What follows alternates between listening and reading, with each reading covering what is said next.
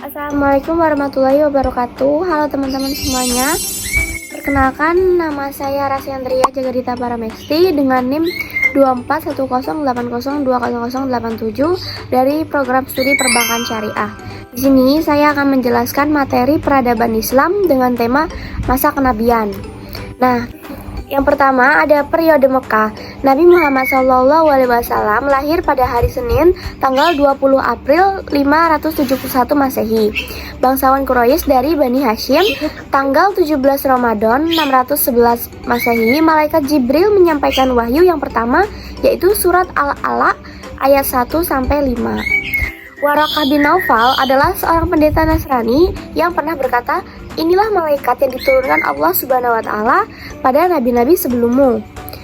Setelah 2 tahun, malaikat Jibril datang lagi membawa wahyu yang kedua, yaitu surat Al-Mudatsir ayat 1-7.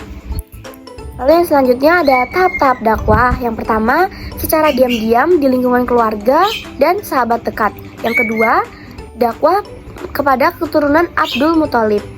Dan yang ketiga, dakwah kepada semua orang setelah wahyu Allah surat Al-Hijr ayat 94. Lalu yang selanjutnya ada tantangan kaum Quraisy, yaitu meminta Abu Thalib memilih satu di antara dua, yaitu memerintahkan Muhammad agar berhenti dari dakwahnya atau menyerahkan kepada mereka untuk dibunuh. Budak-budak yang masuk Islam itu akan disiksa tuannya dengan sangat kejam. Lalu para pemimpin Quraisy menyuruh setiap keluarga untuk menyiksa anggota keluarganya yang masuk Islam sampai dia murtad kembali. Lalu yang terakhir, tidak seorang pun itu penduduk Makkah diperkenankan melakukan hubungan jual beli dengan Bani Hashim. Nah, yang selanjutnya hijrah ke Habasyah. Pimpinan Utsman bin Affan diikuti 15 orang, yaitu 10 pria dan 5 wanita. Berangkat ke Habasyah, termasuk istri Utsman, Ruqayyah binti Muhammad. Lalu pimpinan Ja'far bin Abi Thalib diikuti 81 orang, yaitu 80 orangnya adalah laki-laki, lalu satunya itu adalah wanita, yaitu Ummu Habibah, putri Abu Sofyan. Nah, selanjutnya Abu Thalib dan Khadijah wafat.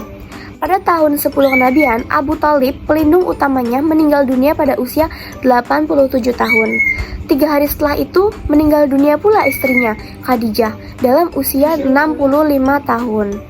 Ketika Nabi berdakwah di Taif, beliau diejek, disoraki, dilempari batu, bahkan sampai terluka di bagian kepala dan badannya. Lalu selanjutnya ada Isra Miraj. Tahun ke-10 dari kenabian tersebut, Allah mengisra mirajkan Nabi Muhammad. Tahun ke-11 kenabian, 6 orang dari suku Khazraj menemui Nabi dan menyatakan diri masuk Islam. Tahun ke-12 kenabian terdiri dari 10 orang suku Khazraj, yaitu 2 orang suku Aus dan seorang wanita menemui Nabi dan menyatakan ikrar kesetiaan kepada Nabi. Tahun ke-13 kenabian, sebanyak 73 orang dari Yasrib meminta kepada Nabi agar berkenan pindah ke Yasrib.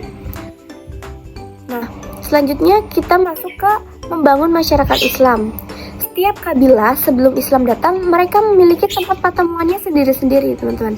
Nabi menginginkan agar seluruh umat Islam hanya memiliki satu tempat pertemuan, yaitu di Baitullah.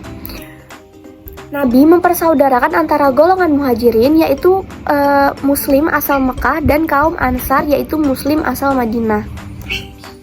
Selanjutnya ada konstitusi Madinah. Penduduk Madinah di awal kedatangan Rasulullah terdiri dari 3 kelompok, yaitu bangsa Arab Muslim, bangsa Arab non-Muslim, dan orang Yahudi. Nabi mengadakan perjanjian dalam piagam yang disebut Konstitusi Madinah. Nah, isi Konstitusi Madinah sendiri itu ada 6, teman-teman. Yang pertama, semua kelompok yang menandatangani piagam merupakan suatu bangsa. Yang kedua, bila salah satu kelompok diserang musuh, maka kelompok lain wajib untuk membelanya. Nah, poin yang ketiga, masing-masing kelompok tidak dibenarkan membuat perjanjian dalam bentuk apapun dengan kaum Quraisy. Lalu yang keempat, masing-masing kelompok bebas menjalankan ajaran agamanya tanpa campur tangan dari kelompok lain. Lalu yang kelima, kewajiban penduduk Madinah baik kaum muslimin, non-muslim, ataupun bangsa Yahudi untuk saling bantu-membantu moral dan material. Lalu yang keenam, Nabi Muhammad adalah pemimpin seluruh penduduk Madinah dan ia menyelesaikan masalah. Lalu selanjutnya ada Perang Badar. Pada bulan Ramadan, siapa yang ngomong?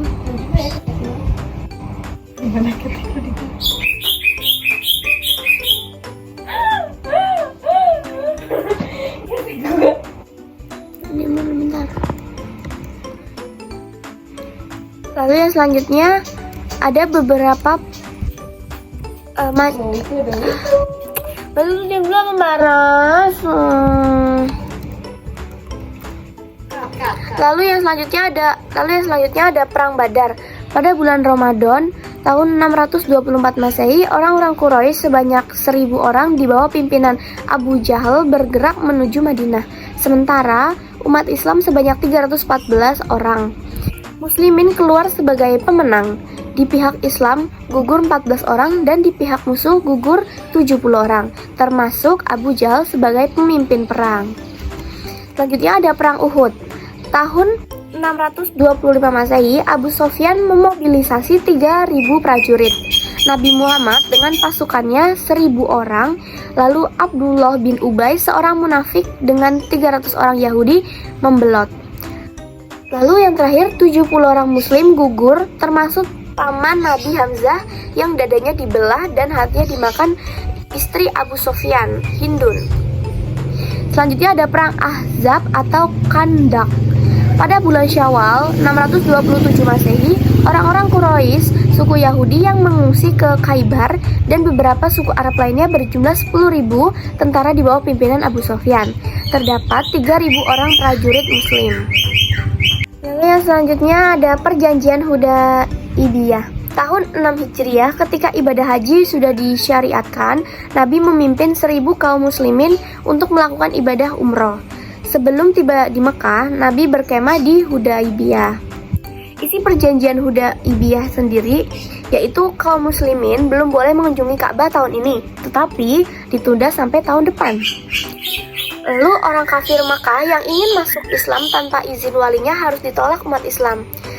Selanjutnya, orang Islam yang memiliki atau yang ingin kembali ke Mekah atau murtad tidak boleh ditolak orang Quraisy. Yang terakhir, gencatan senjata antara kedua belah pihak selama 10 tahun.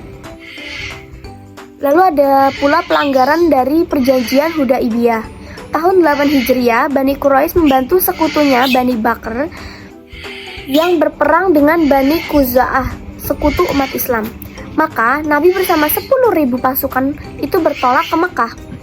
Abu Sofyan, pemimpin Quraisy dan anaknya Muawiyah dan juga paman Nabi, Abbas menemui Nabi untuk menyatakan diri untuk masuk Islam gitu. Berhala-berhala yang selama ini ada di Ka'bah itu berjumlah 360 itu dihancurkan, teman-teman. Lalu ada Haji Wada. Tahun 10 Hijriah Rasulullah menunaikan ibadah haji yang pertama kali dan yang terakhir kali, yang dikenal dengan Haji Wada.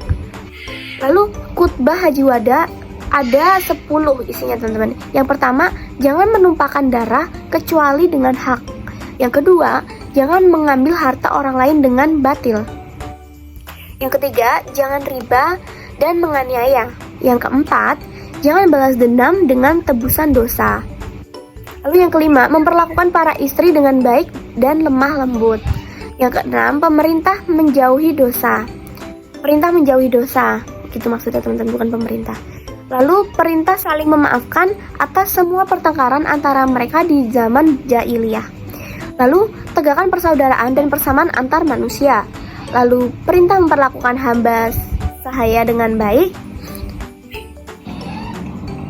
Lalu yang selanjutnya, Nabi wafat pada hari Senin 12 Rabiul Awal 11 dalam usia 63 tahun di rumah istrinya, yaitu Aisyah. Abu Bakar tampil membacakan ayat Al-Quran surat Al-Imran ayat 114 dan berpidato, "Wahai manusia, barang siapa yang memuja Nabi Muhammad, maka Nabi Muhammad telah wafat. Tetapi barang siapa yang memuja Allah Subhanahu wa taala, maka Allah Subhanahu wa taala hidup selama-lamanya." Tuh.